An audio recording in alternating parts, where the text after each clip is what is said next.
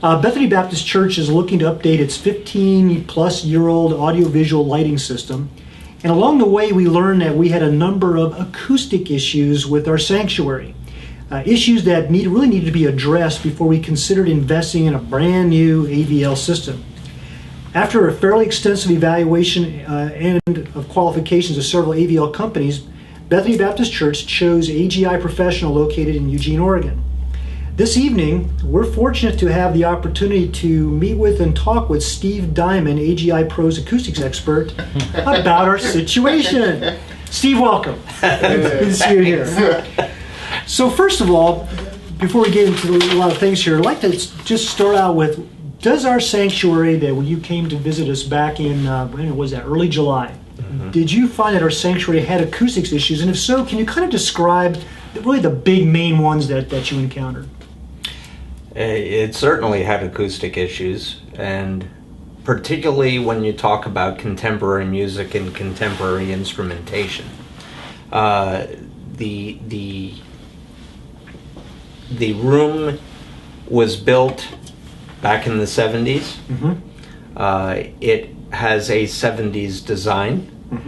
The design is actually backwards from what it should be as far as sound is concerned, because sound waves come out of the source and expand, and the room contracts as you go further back in it instead of expanding. The part over the stage was the highest part in the room. Really, it should be the other way around for sound.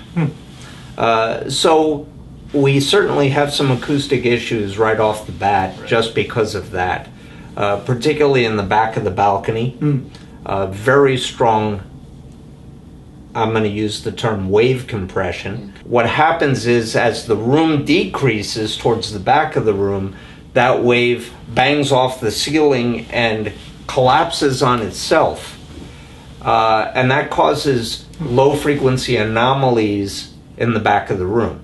What we are trying to do with music is to touch the emotions, causing the spirit to respond, and worship results. Focus on Jesus results. When we have inconsistent acoustics, we have distractions going on. It's too loud over here, it's too soft over here, there's too much bass, there's not enough bass, there's so on and so forth throughout the whole space. And there's something that happens when a room is balanced and the room is no longer an issue, and there's a good sound system and sound is a non-issue. People focus on Jesus and the worship is heightened. The result is a tangible sense of the presence of God in the house. That's what we're after. I see. I also recall that when you came and presented to us back, it was at the end of August, about 4 or 5 weeks ago. You also made some comments. You made this actually initially in your initial assessment about the rear windows in the back and the issues there. And you want me to go through each of them? It might be worth mentioning just a few words about that, because some of the treatments that we'll be talking about a little bit later would be helpful to understand what some of the issues were there, as well as our stage rumble, and then also you kind of touched on the evenness of the sound. Yes. You want to comment on those three in particular? Let's talk about the windows at the back of the room. Right now, those windows are parallel to the back wall, and so what happens is sound is launched at them and comes back. It's reflected. It's coming back with a delay. We can make it easier for the musicians to really keep time and to do a better job of bringing the music by removing hard reflections that come back to the stage out of time. By tilting the glass, we take the direct sound that is being thrown out by a speaker system or even from instruments at the stage, and we keep them from coming straight back. Now, you'd also mentioned about the stage being kind of flexing and rumbling. But what it is there's a single layer on that stage. So right now the stage resonates, which means that it actually produces a note. And if you hit the stage or you stamp your foot on it, you'll hear the stage boom, boom. So we've specified for you a 3-layer stage using 3 different thicknesses and a couple of different types of material. Okay. So that if one piece of material resonates, the other one doesn't, because it resonates at a completely different frequency. So it doesn't go through. And by bonding the layers with glue and screws, as we've specified in the design, it will become a non-issue. It'll be a non-resonant stage. Lastly, on the issues we had, you had mentioned also about the unevenness of the sound depending on where you sat. Yeah.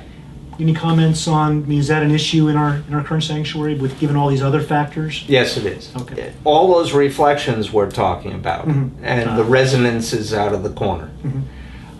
They fold back out of the corners, out of the back walls, the glass, the balcony fascia, the rear where the balcony is, at different points in time.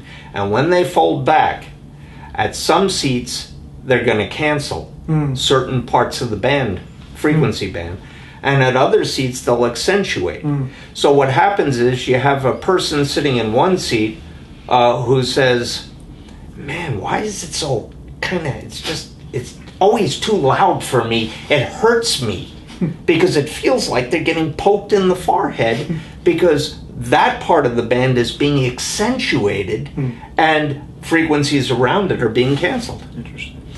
You move a few seats over and that person says, why does it sound like this? I can't understand what the pastor's saying. You know, because the high end is canceling, so we're losing clarity and intelligibility and so on. What if we just didn't bother with the acoustics? Let's just buy brand new gear, put it in there, you just replace what we have. Because what we have today sounds pretty good, and let's just go there. Any thoughts or comments to that? There really is a flaw in that thinking. Okay. And the reason is, and I mentioned it earlier in our conversation, and that is that the sound system is really made up of 2 parts.